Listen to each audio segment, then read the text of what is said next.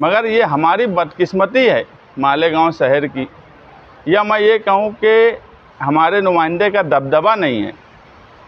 बाकी जगह के नुमाइंदे बुनकर रोड पे चुन के आते हैं कि नहीं, ये मुझे नहीं मालूम, मगर मालेगांव शहर के नुमाइंदे तो खालिस बुनकर की ओर पे चुन के आने वाले। बुनकर की नुमाइंदगी इतनी कमज़ोर कि उनको उस कमेटी में नहीं लिया गया जहां हम हमारी बात रख सके स्टडी ग्रुप में।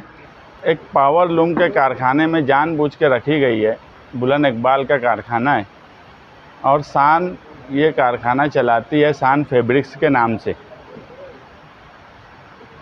आज शहर में बुनकर जो परेशान है, बुनकर की परेशानी एक बुनकर नुमाइंदा ही समझ सकता है, ये बताना हमारा मकसद है।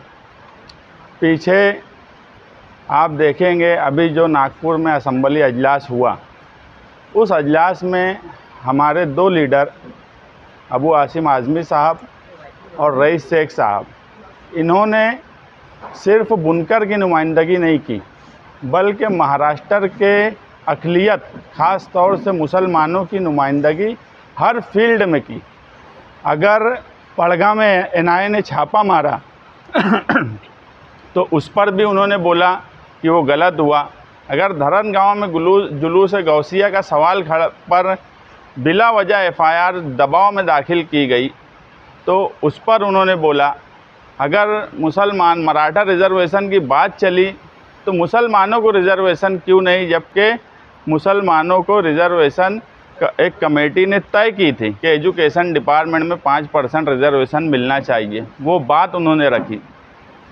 मालेगांव के सवाल पे ख़ास तौर से आज बुनकर और दूसरे सार्फिन और घरेलू बिजली इस्तेमाल करने वाले भी कोलकाता कंपनी की हिटलर शाही और गब्बर सिंह तरीके से जो उनका कामकाज है उससे बेहद परेशान है।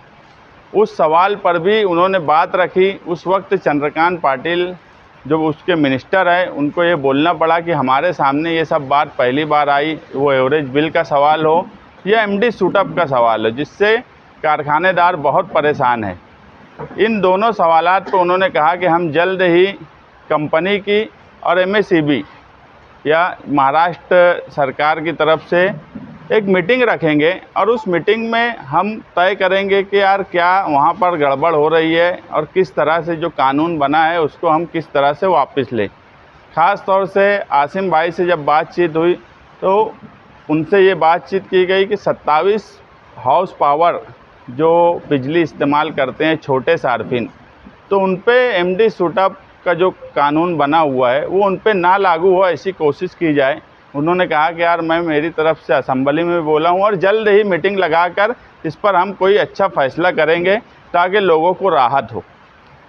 रईस शेख साहब ने जब असेंबली में वो बोल रहे थे तो एक बात ये लग रही थी कि एक स्टडी किया हुआ एमएलए जिसको सनत की, जिसको पावर लूम की अच्छी स्टडी है, वो असेंबली हॉल में 18 से 20 मिनट जब उस टॉपिक पर बोले तो सरकार को ये समझ में आया कि आज सादे पावर लूम और रंगीन का जो कारोबार चल रहा है उसकी क्या हालत है, और उसके लिए एक स्टडी ग्रुप बनाया गया। उसमें हर छोटे छोटे सेंटर महाराष्ट्र में जो है वहाँ के एमएलए को लिया गया, वो सोलापुर हो, तुम्हारा नागपुर हो और इचलकरंजी, भिवंडी, यहाँ के नुमाइंदे इसलिए लिए गए कि वहाँ पे पावर लूम है।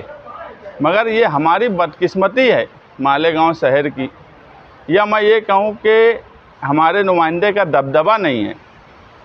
बाकी जगह के नुमाइंदे बुनकर रोड पे चुन के आते हैं कि नहीं, ये मुझे नहीं मालूम, मगर मालेगांव शहर के नुमाइंदे तो खालिस बुनकर की ओर पे चुन के आने वाले।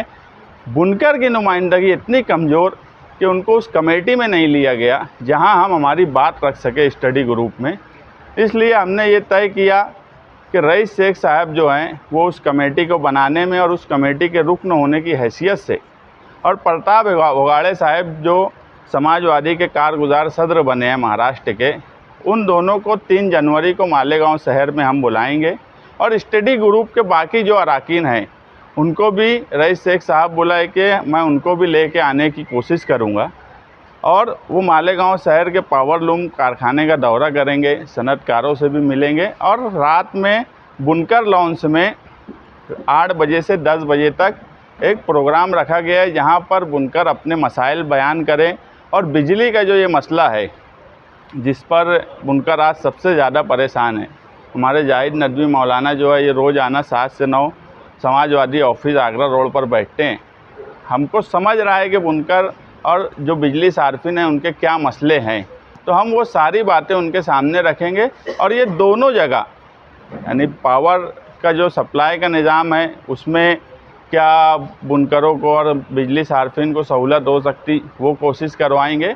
और जो स्टडी ग्रुप बना है, जो सनत के मसाइल हैं सादे पावर लूम के, क्योंकि आज मुस्तकबिल जो है वो बहरहाल सादे पावर लूम का बराबर नहीं दिखता। उस पर मालेगांव शहर में प्राइवेट कंपनी का आ जाना, ये कहीं ना कहीं उन पर और सितम हो गया।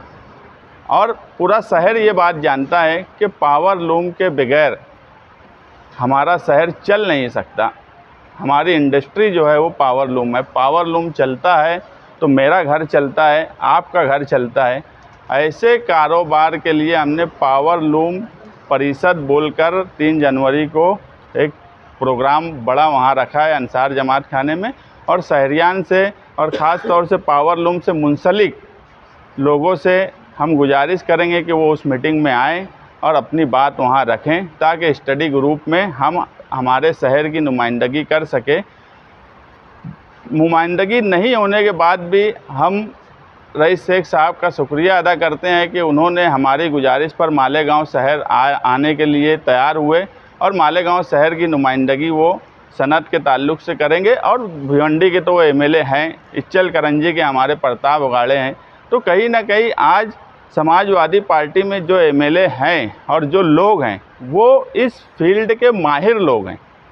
वो बिजली का सवाल हो कि पावर लूम से मुंसलिक सवाल हो, ऐसे वक्त में उनको हम मुबारकबाद भी देते हैं कि असम्बली में उन्होंने जो जो मुद्दे उठाए हैं वो बहरहाल इस शहर की आवाम की भलाई के मुद्दे हो। वो हाईवे, नेशनल हाईवे का जो लब्बैक होटल के पास एक्सीडेंट होता है वहाँ का सवाल हो या दूसरे कोई सवाल हो, हर सवाल पर उन्होंने भरपूर नुमाइंदगी की है। और सनत के ताल्लुक़ से हमें पूरी उम्मीद है कि मुस्तकबिल में एक कमेटी अच्छी अपनी जो स्टडी करेंगी, वो रिपोर्ट अच्छी पेश करेंगी और उससे आने वाले वक्त में कहीं ना कहीं हमारी सनत को फ़ायदा हो। इसी मकसद से हमने आज की प्रेस कॉन्फ्रेंस एक कारखाने में रखी जो शान फैब्रिक्स के नाम से चलता है, कि एक बुनकर और एक सनतकार जो इस फील्ड में कामकाज करता है वही बुनकरों की परेशानी समझ सकता है। दूसरा कोई बुनकरों की परेशानी इस शहर में आज के वक्त में नहीं समझ रहा है।